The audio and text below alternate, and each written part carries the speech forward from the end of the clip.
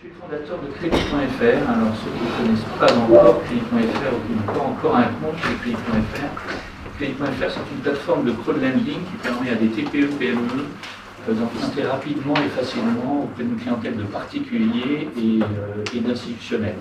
Donc, on a commencé notre activité en mars 2015 et aujourd'hui, on a financé un peu plus de 650 entreprises pour plus de 65 millions d'euros en France et on est numéro 1 en France en nombre d'entreprises financées. Les clés de notre business, c'est d'avoir un bon sourcing, d'avoir beaucoup de demandes d'entreprises. Pour vous donner un ordre d'idée, on reçoit à peu près 17 000 demandes par an, 70 demandes par jour. La deuxième clé, c'est de bien les sélectionner. Donc, on a beaucoup travaillé sur nos algorithmes de score, les données disponibles, afin de donner une réponse très rapide aux emprunteurs. On s'engage à donner une réponse quasiment instantanée sur notre site, une réponse d'éligibilité, puis on donne une réponse définitive en 24 heures ou 48 heures. Et puis ensuite, il faut permettre de financer tout ça. C'est pour ça qu'on a 25 000 prêteurs et qu'on a passé des partenariats pour acquérir des prêteurs, mais aussi avoir des investisseurs institutionnels qui garantissent à l'emprunteur que l'on débloquera les fonds très rapidement. Et si vous allez sur notre plateforme, vous verrez que les collectes se font de façon extrêmement rapide. Une collecte de moins de 50 000 euros, ça se compte en quelques minutes. Une collecte de 50 000 à 100 000 euros, c'est quelques heures. Une collecte de 100 000 à 200 000, c'est moins d'une journée. Et puis plus de 500 000, c'est 2 ou 3 jours. Donc ça va extrêmement vite. Dans tous les cas, on garantit à l'emprunteur d'obtenir ses fonds en moins de 10 jours. Alors, on est filiale d'un gros asset manager qui est coté en bourse depuis juin 2017, qui nous a permis d'ailleurs d'attirer des investisseurs institutionnels.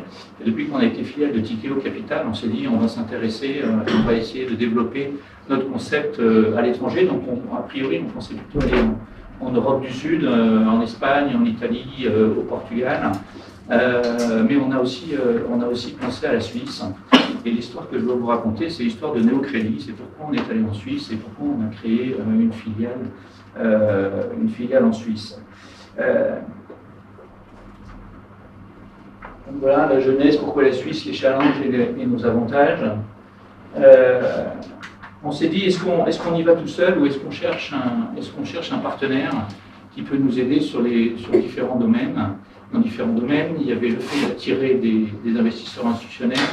Il y avait le fait d'avoir déjà des relations avec de nombreuses entreprises, TPE, PME qui sont le cœur de notre cible. TPE, PME, elles viennent chez nous parce que c'est plus rapide, plus facile et moins bureaucratique. Et puis il y avait le fait de connaître bien la législation locale. On est dans une activité extrêmement régulée. Ici, on est régulé par la CPR et l'AMF. On a de nombreux contrôles. On a énormément de choses à faire sur ce sujet. Et on s'est dit, si on y va avec un partenaire local, ça va être quand même beaucoup plus facile en termes de régulation. Il se trouve que j'ai eu la chance de rencontrer le comité de direction de Vaudoise Assurance en octobre 2017.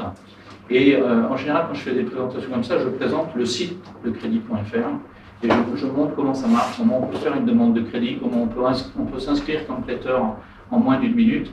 Et c'est ce que j'ai fait au comité de direction de la Vaudoise. Ils m'ont dit, mais c'est super. Et pendant que je faisais ma présentation, ils ont ouvert des comptes chez Crédit.fr. Ils ont abondé leur compte par carte bleue. Ils ont mis 500 francs suisses ou 500 euros sur leur compte. Et ils ont prêté sur différents projets qui étaient en ligne chez nous, puisqu'on en a à peu près un tous les jours. Sauf que quand j'ai fait la présentation, on en avait plusieurs. Ils ont dit, mais c'est super, on voudrait faire la même chose en Suisse. Donc voilà comment l'histoire a commencé. Et du coup, grâce à la Vaudoise, on a pu faire une étude de marché complète sur le marché suisse. Et là, on s'est aperçu de plusieurs choses. Donc, première rencontre avec la Vaudoise en octobre 2017, étude de marché. Et là, on a vu qu'il y avait un potentiel sur les entreprises en Suisse. Il y avait à peu près un peu plus de 600 000 entreprises qui n'étaient pas forcément bien servies par le secteur bancaire. Donc, il y avait un espace pour notre activité d'alternative lending. On s'est aperçu qu'il y avait un fort taux d'épargne en Suisse. On s'est aperçu que le marché du crowdlending en Suisse était à peu près équivalent au marché français.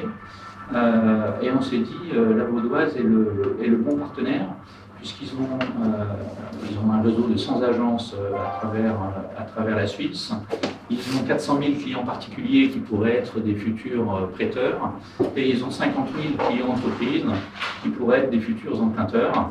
On a regardé aussi les barrières réglementaires et on a vu que c'était relativement, peut-être même plus simple qu'en France et plus business friendly qu'en France pour opérer ce type d'activité.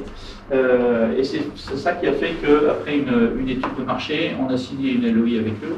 On a créé notre société en décembre 2018.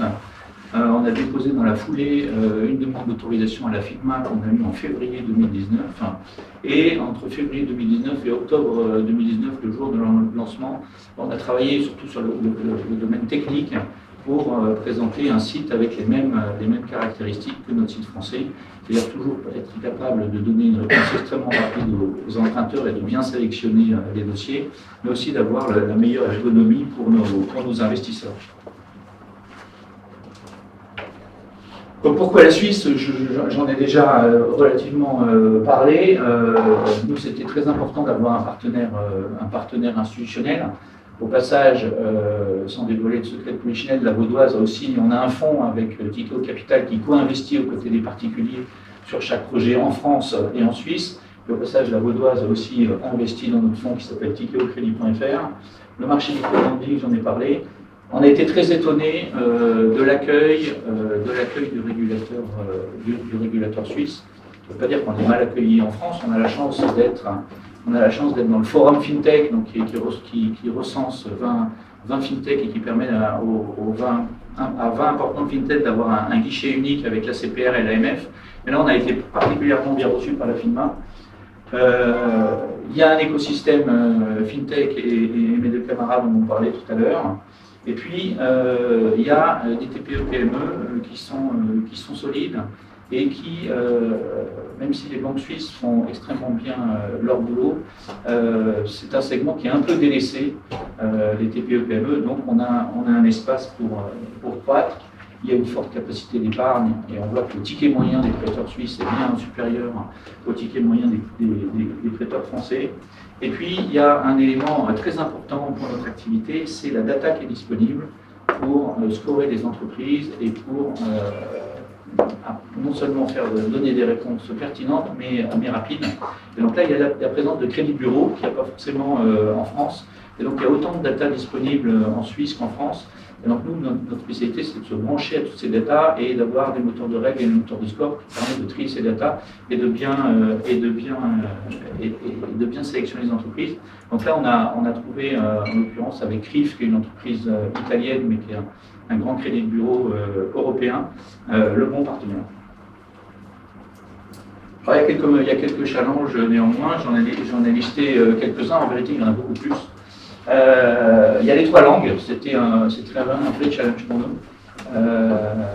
On a fait pour le moment notre site en français et en allemand, on le fera bientôt en italien. Il y a le CHF, c'est à la fois un challenge et une opportunité, parce que nos investisseurs peuvent prêter sur 2 monnaies, mais ça a une nécessité de mettre en place certaines couvertures pour les investisseurs d'autres fonds, etc. Il y a certaines réglementations qui sont différentes avec l'Europe et avec la France. Mes camarades ont parlé du KYC tout à l'heure. On s'arrache un peu la tête avec le KYC suisse. Et il y a dans la salle notre partenaire monétique, Lemonway, qui nous a énormément aidé, et j'en parlerai tout à l'heure. Mais il y a quelquefois des points réglementaires qui sont un peu différents et qui sont un peu difficiles à comprendre pour nous. Mais globalement, on doit pouvoir surmonter tout ça. Nos avantages, c'est à peu près les mêmes qu'en France. On a essayé d'avoir un onboarding client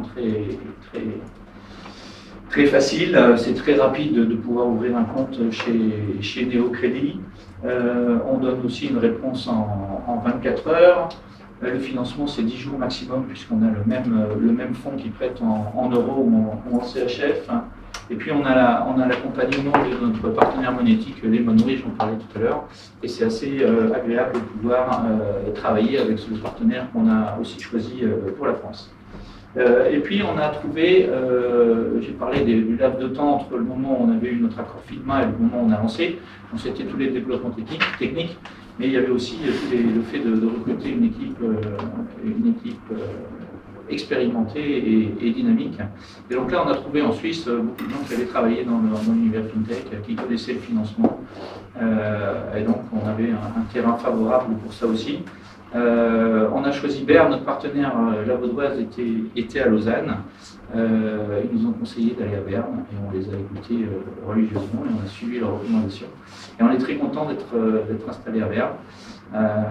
Voilà. Aujourd'hui, nos clients sont obligés d'ouvrir un compte chez Néocrédit et chez Crédit.fr. Depuis janvier dernier, on a aussi une autre plateforme de crowdfunding qui est spécialisée dans le crowdfunding immobilier qui s'appelle Homunity. Donc aujourd'hui, un client qui prête sur notre plateforme, il est obligé d'ouvrir un compte sur chaque plateforme. Demain, on harmonisera tout ça et avec le même compte, on pourra prêter sur nos différentes plateformes. C'est un peu notre challenge des mois à venir. C'était à peu près tout ce que je voulais vous raconter sur la Suisse. Si vous avez des questions, je suis à votre disposition.